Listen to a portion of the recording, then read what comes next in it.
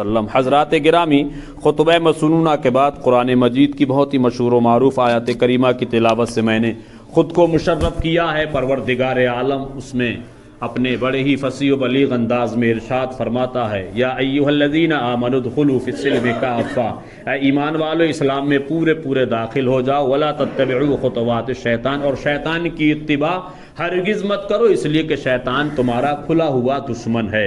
میں نے اس آیت کریمہ میں پچھلے 2-3 جمعہ سے لگاتار بتا رہا ہوں، اور اس مبارک آیت کریمہ میں اللہ تعالیٰ نے ایمان والوں سے مخاطب کر کے فرمایا ہے، یعنی نماز، روزہ، حج، زکوٰۃ، اسلام کے جتنے فرائض اور واجبات ہیں وہ سب مومنوں کے لیے ہیں، ایمان والوں کے لیے ہیں۔ تو اسلام کے 5 رکن ہیں۔ پہلا رکن ہے توحید، یعنی اللہ کی وحدانیت کا اقرار کرنا، یہ ماننا کہ سارے عالم کو جس نے پیدا کیا وہ ہمارا اور تمہارا سارے عالم کا رب ہے، جس کی ہم اور آپ مل جل کے اجتماعی طور پر عبادت کرتے ہیں۔ اور توحید یعنی اللہ کو ایک ماننا، اس کو واجب الوجود ماننا، اور توحید بغیر رسالت کے کمپلیٹ نہیں ہو سکتا، یعنی عقیدہ توحید کو مضبوط کرنا ہے تو اس کو اور زیادہ سے زیادہ مضبوط کرنے کے لیے عقیدہ رسالت بھی مضبوط ہونا چاہیے۔ ایسا نہ ہو کہ ہم اللہ کی عبادت کریں اور رسول ہاشمی کی شان میں گستاخیاں کریں، تو پھر ایسے لوگوں کا عقیدہ توحید کمزور ہے، مضبوط نہیں کہا جا سکتا ہے۔ اور جن لوگوں کے عقیدہ رسالت مضبوط ہے اور عقیدہ توحید کے معاملے میں ذرا سی بھی گڑبڑی ہے تو وہ لوگ بھی سخت غلط فہمی میں ہیں۔ عقیدہ توحید بھی مضبوط ہونا چاہیے، عقیدہ رسالت بھی مضبوط ہونا چاہیے، جیسا کہ قرآن مجید میں کئی مقام پر پروردگار عالم نے ارشاد فرمایا ہے، من یطیع الرسول فقد اطاع اللہ۔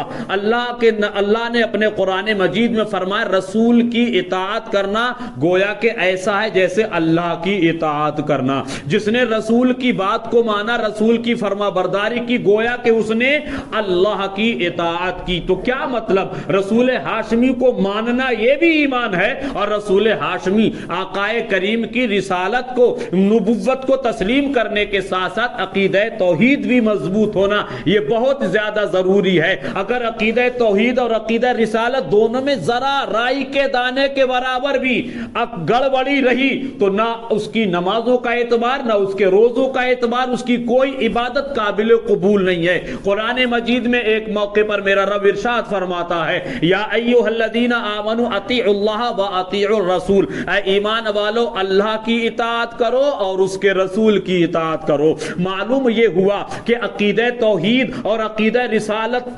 دونوں چیزوں کو جب مضبوطی کے ساتھ ہم پکڑتے ہیں، مضبوطی کے ساتھ ہم اس پر قائم رہتے ہیں، تب کہیں جا کے عقیدہ توحید مضبوط ہوتا ہے۔ اب عقیدہ توحید کے بعد پھر نماز کا سلسلہ شروع ہوتا ہے۔ جڑ کیا ہے؟ عقیدہ توحید اور عقیدہ رسالت۔ اس کے بعد نماز، روزہ، حج اور زکوٰۃ ہے۔ یہ ماہ رمضان المبارک ہے۔ اس ماہ رمضان المبارک میں ہم اور آپ اجتماعی طور پر اللہ کی رضا حاصل کرنے کے لیے 5 وقت یہاں حاضری دے رہے ہیں، نمازیں پڑھ رہے ہیں، قرآن عظیم کی تلاوتیں کر رہے ہیں، درود و سلام بھی پڑھ رہے ہیں، اللہ اور اس کے رسول صلی اللہ علیہ وسلم کو خوش کرنے کے لیے صبح صادق سے لے کے غروب آفتاب تک اپنے آپ کو بھوکا بھی رکھ رہے ہیں، اپنے آپ کو پیاسا بھی رکھ رہے ہیں، کیونکہ اللہ تعالیٰ قرآن مجید میں فرماتا ہے، یا ایھا الذین آمنوا کتب علیکم الصیام، اے ایمان والو تم پر روزے رکھنا فرض قرار دیا گیا۔ کیا مطلب؟ نماز کس کے لیے؟ میں نے کہا نماز، روزہ، حج، زکوٰۃ، اسلام کے جتنے فرائض و واجبات ہیں وہ ٹوٹل سارے کے سارے ایمان والوں کے لیے ہیں، جو صاحب ایمان ہیں، جن کو اللہ تعالیٰ نے ایمان کی دولت سے مالا مال فرمایا ہے۔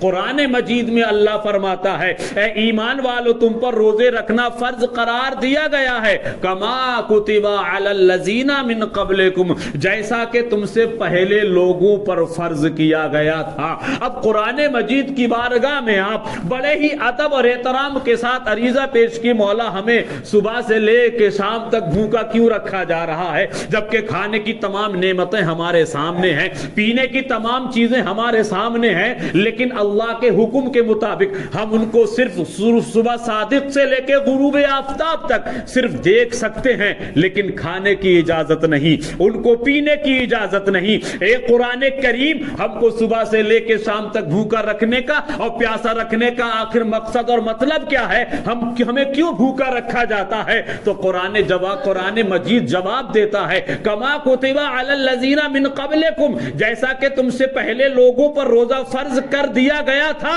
لعلکم تتقون، اس لیے بھوکا رکھا جا رہا ہے، اس لیے پیاسا رکھا جا رہا ہے تاکہ تم متقی اور پرہیزگار بن جاؤ. اور متقیوں کے بارے میں، پرہیزگاروں کے بارے میں میرا رب ارشاد فرماتا ہے ان اکرمکم عند اللہ اتقاکم، تم میں بہترین آدمی وہ ہے جو سب سے زیادہ متقی ہو، جو سب سے زیادہ پرہیزگار ہو. یعنی اللہ کا قرب حاصل کرنے کے لیے پرہیزگار ہونا، متقی ہونا، تقوی کا اہل ہونا یہ بہت زیادہ ضروری ہے. اور جو متقی بن جاتے ہیں، جو پرہیزگار بن جاتے ہیں، پھر رب کی طرف سے ان کے لیے بشارت عظمی ہوتی ہے. بشارت عظمی کا اعلان ہوتا ہے ان اولیاؤہ الا المتقون، بے شک اللہ کے جو ولی ہوتے ہیں وہ صرف متقی اور پرہیزگار ہوتے ہیں. تو روزہ رکھنے کا مطلب، نماز پڑھنے کا مطلب، اسلام کے فرائض اور واجبات کو ان کے مقررہ وقتوں پر ادا کرنے کا مطلب ہے کہ ہم متقی بن جائیں، ہم پرہیزگار بن جائیں. متقی اور پرہیزگار بندے اللہ کو بہت زیادہ پسند ہیں. لیکن رمضان کا یہ مبارک مہینہ چل رہا ہے، بہت سارے بھائیوں کے اندر، بہت سارے نوجوانوں کے اندر یہ دیکھا جاتا ہے سحری تو تناول فرما لی ہے لیکن نماز کی کوئی پرواہ نہیں، ظہر اثر مغرب عشاء کی کوئی پرواہ نہیں. صرف صبح سے لے کے شام تک بھوکے پیاسے رہنے کا نام روزہ نہیں ہے، بلکہ اپنی بھوک اور اپنی پیاس پر کنٹرول کرنے کے ساتھ ساتھ اپنی آنکھوں پہ بھی کنٹرول کرنے کا نام روزہ ہے، اپنی زبان پر کنٹرول کرنے کا نام بھی روزہ ہے، اپنے کانوں پر بھی کنٹرول کرنے کا نام روزہ ہے، اپنے جسم کے تمام اعضاء پر کنٹرول کر لینے کا نام روزہ ہے. یہ نہیں کہ ہم نے سحری کھائی، صبح سے لے کے شام تک بھوکے پیاسے رہے، اب ہم موبائل چلا رہے ہیں، اس میں گانے سن رہے ہیں، گندی ویڈیو دیکھ رہے ہیں، گندے فوٹو دیکھ رہے ہیں، تو پھر تمہارا بھوکا پیاسا رہنا کوئی مطلب نہیں رکھتا ہے، کوئی معنی نہیں ہے. ایسے بھوکے پیاسے بندوں کو اللہ کو ایسے بندوں کی کوئی پرواہ نہیں ہے. ہم روزہ رکھیں اور جھوٹ پہ جھوٹ بولتے جائیں، ہم روزہ رکھیں اور گانے پہ گانے سنتے جائیں، ہم روزہ رکھیں اور خلاف شرع چیزوں کو دیکھتے جائیں، ہم روزہ رکھیں اور جھوٹ بھی بولتے رہیں، تو پھر ایسے بھوکا پیاسے رہنے والے بندوں کو، ایسے لوگوں کی بھوک اور پیاس کی میرے رب کو کوئی پرواہ نہیں ہے. اس لیے صرف بھوک اور پیاس پر کنٹرول کرنے کا نام روزہ نہیں ہے، نفسانی خواہشات کو کچلنے کا نام روزہ ہے، نفس کو غلام بنانے کا نام روزہ ہے.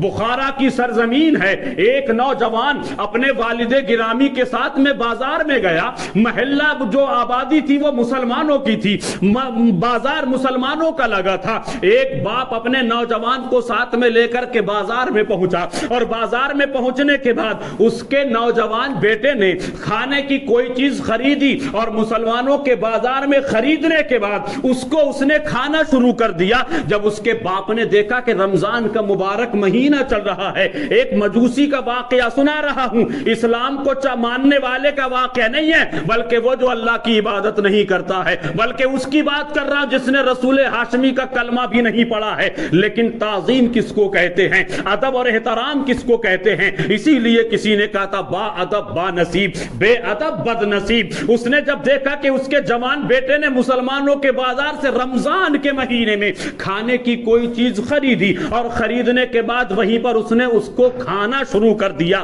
جب باپ نے اس کو دیکھا کہ رمضان کا مہینہ ہے اور مسلمانوں کے بازار میں کھلم کھلا یہ کھا رہا ہے، روزہ داروں کو تکلیف محسوس ہوتی ہوگی، روزہ داروں کی دل آزاری ہوتی ہوگی. فوراً اس نے اپنے جوان بیٹے کی جوانی کا خیال نہ کیا، اپنے خون کے رشتے کا کوئی خیال نہ کیا. اس نے فوراً اپنے جوان بیٹے کے منہ پر تھپڑ مارا، اور مارنے کے بعد کہتا نادان بے وقوف، تجھے معلوم نہیں ہے مسلمانوں کا مقدس مہینہ گزر رہا ہے، مسلمانوں کا مقدس ماہ رمضان گزر رہا ہے، اور مسلمانوں کے بازار میں رمضان کے مہینے میں تیری ہمت کیسے ہوئی کہ تو نے کھلم کھلا اس طریقے سے کھانا شروع کر دیا؟ تجھے پتا تیرے کھانے سے روزہ داروں کو تکلیف ہوتی ہوگی، تیرے کھانے سے ان کی دل آزاری ہوتی ہوگی. خبردار، تو نے یہ غلطی کی ہے. ابھی تو میں نے تجھے بازار میں نصیحت کی ہے، چل گھر میں تجھے वहां बताऊंगा, तुझे तेरी तुझे मैं घर पे जा करके नसीहत करूंगा। बाजार से साजो सामान खरीदा और खरीदने के बाद जब अपने मकान पर पहुंचा तो अपनी बेगम से कहता, अपने इस लाडले बेटे को संभालो, आज इसने रमजान के महीने में मुसलमानों के बाजार में खड़े होकर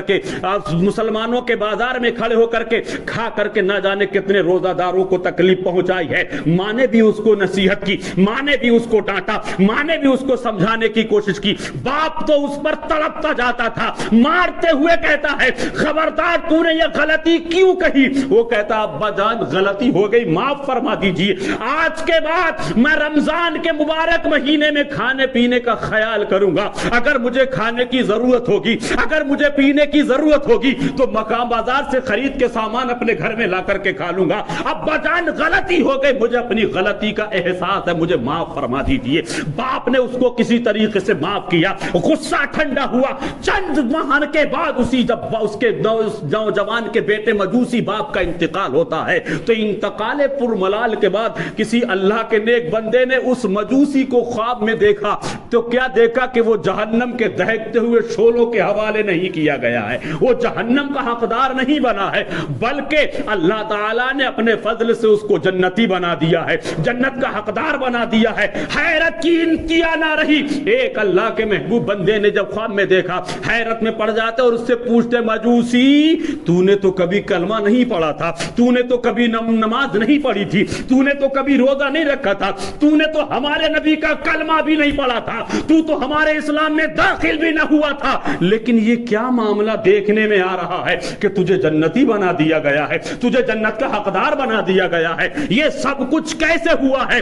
वो अर्ज करता है, पूछने वाले पूछ रहे हो तो सुनो, मेरे इंतकाल का आखिरी वक्त था और अल्लाह का करम है कि मरने से पहले मुझे अल्लाह ने इस्लाम की दौलत से माला माल फरमाया। अल्लाह ने मरने से पहले मुझे ईमान की दौलत से माला माल फरमाया है, वरना मैंने तो कभी नमाज ना पढ़ी, रोजा ना रखा, हज ज़कात कलमा कुछ ना पढ़ा। लेकिन मैं खुद हैरत में हूं कि अल्लाह मुझ पर इतने रहमो करम की बारिश क्यों फरमा रहा है। पूछने वाला पूछता है, आखिर कौन सी ऐसी नेकी रही तुम्हारी जिसकी बुनियाद पर अल्लाह ने मौत से पहले, मरने से पहले तुम्हें कलमा नसीब फरमा दिया, ईमान की दौलत से माला माल फरमा दिया, और सिर्फ कलमा ही नहीं, ईमान की दौलत ही नहीं, बल्कि इंतकाले पुरमलाल के बाद तुम्हें जन्नती महल भी अता फरमा दिया, जन्नत का हकदार भी बना दिया। क्या मामला रहा? वो कहता है कि मुझे ऐसा लगा कि मुझसे किसी ने कहा, अल्लाह को तेरी ये अदा इतनी पसंद आई कि रमजान के महीने में मुसलमानों के बाजार में उस तेरे नौजवान बेटे ने रोजादारों के सामने जो खाया था और तूने गुस्सा की बुनियाद पर अपने बेटे के मुंह पे जोरदार जो थप्पड़ मारा था, अल्लाह को यह अदा इतनी पसंद आई कि एक मजूसी आदमी मरने से पहले रमजान के महीने में मुसलमानों के बाजार में रोजादारों और रमजान का इतना एहतराम करता हो, इतनी ताज़ीम करता हो, इतनी तकरीम करता हो, तो रहमत खुदाबंदी को यह गवारा नहीं कि वो दुनिया से जाए तो कुफ्र और शिर्क की बुनियाद पर जाए। इसलिए रब ने अपने करम से मरने से पहले ईमान की दौलत से भी माला माल फरमा दिया, और आज तुम देख रहे हो कि मुझे अल्लाह ने जन्नत का हकदार बना दिया। मेरा अपना कोई हुस्न अमल नहीं, बस मेरे रब को मेरी ये एक अदा पसंद आ गई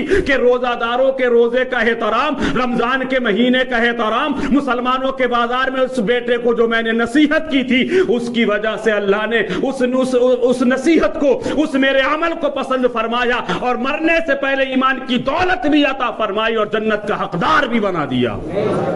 एक मजूसी, लेकिन जब कलमा पढ़ लिया, इस्लाम में दाखिल हो गया, सिर्फ रमजान के महीने का एहतराम किया, सिर्फ रोजादारों का एहतराम किया, मुसलमानों के बाजार में उसने ये तस्लीम किया कि रोजादारों का एहतराम करना चाहिए, रमजान का एहतराम करना चाहिए। जब उसको अल्लाह ताला अपने फजलो करम से ईमान की, इस्लाम की दौलत से मालामाल फरमा सकता है और जन्नत का हकदार बना सकता है, तो अल्हम्दुलिल्लाह हम तो नमाज, रोजा, हज, ज़कात, कलमा, दुरूद शरीफ, कुरान शरीफ करने वाले हैं। जब हम इस मुकद्दस महीने में रमजान का एहतराम करेंगे तो इंशाअल्लाह अल्लाह के फजल से जैसे उसका बेड़ा पार हो गया, हमारा भी बेड़ा पार हो जाएगा। इसलिए भाइयों, बुजुर्गों, नौजवान साथियों, दोस्त, अहबाब, सुनो, गौर से सुनो, रमजान के महीने में रोजे रखो, रमजान کے مہینے میں کثرت سے عبادتیں کرو، رمضان کے مہینے میں نماز پنجگانہ جماعت کے ساتھ ادا کرو، نماز تراویح میں قرآن عظیم کی تلاوت ہو رہی ہے